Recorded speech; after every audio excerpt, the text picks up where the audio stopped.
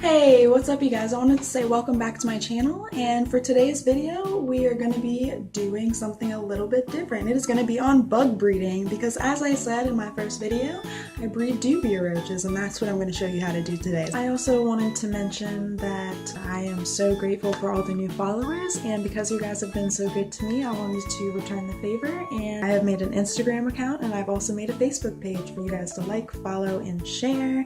The link to those are in the description, and here are the names on the bottom right here. So let's get started. First things first is you're going to want to get a big container. Right now I started out with an 18-gallon container with a lid, and now I have a 19-gallon container with a lid. So whichever works for you. It depends how big you are wanting your colony to be and how many animals you're trying to feed with it. So it all depends on you. Me, I have a small little colony because I only have 2 lizards and I'm not really selling them. So okay, so this is my 19-gallon bucket right here with a lid. The reason why I have a blanket over it is because it needs to stay at about 80 degrees at all times, about 75 to 80. 80 is definitely prime for your Dubia roaches to breed.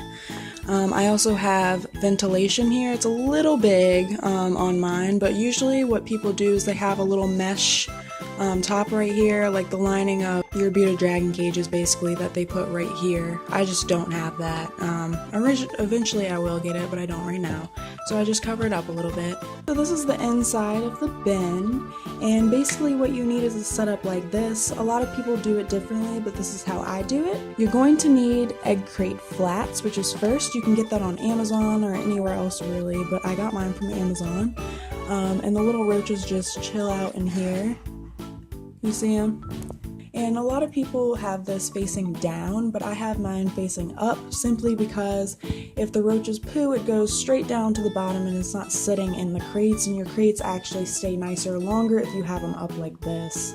Another thing you need is they need humidity. So I just have a little container filled with water in there, and it keeps it a little bit humid, and it does stay nice at 80 degrees in here for me. But if yours doesn't stay nice like that, then you can always have a heating pad to put on the bottom. You always need water crystals. You have to keep it replenished, otherwise your Dubia roaches will not do well. You can feed them anything like grain, greens. You can feed them stuff like potato slices, anything like that. But you have to remember that you don't want to feed them anything that you don't want your animal to eat. So as for when they actually breed, it is good to separate them out. Like the babies, you want to separate all of the babies out from the bigger bin. My reason for doing that is simply because the little babies can't get into the water dish very well, and I had a lot die if I just left them in the big bin.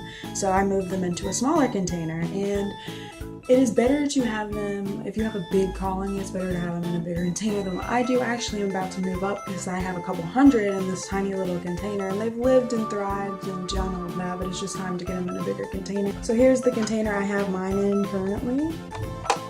There's a lot of them. In order to get them outside of that container, the way that I do is I use the scoop method. So I literally scoop them out of there. There are easier ways to do that though, and one way you can do that that's a little bit easier is by getting trash cans, like getting like 5 or 6 trash cans, and you cut holes in them. And you cut one big hole in the first one, a smaller hole in the second one, then the smaller one, then the smaller one, then the smaller one.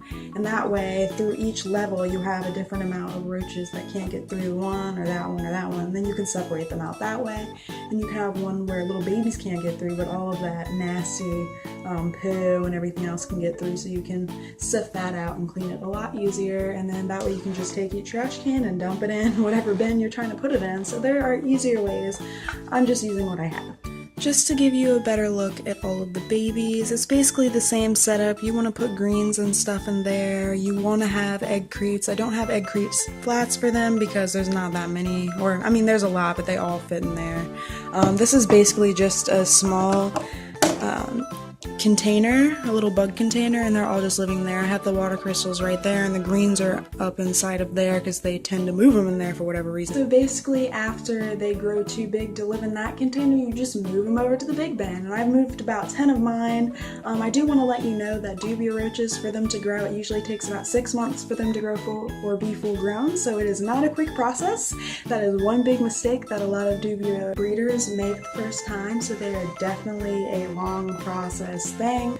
Okay, so thanks so much for watching, you guys, and from my family, yours, have a good week. And here's some lizard baby dumplings so you guys don't feel like I totally gypped y'all on that. Here they are. Alrighty, have a good week.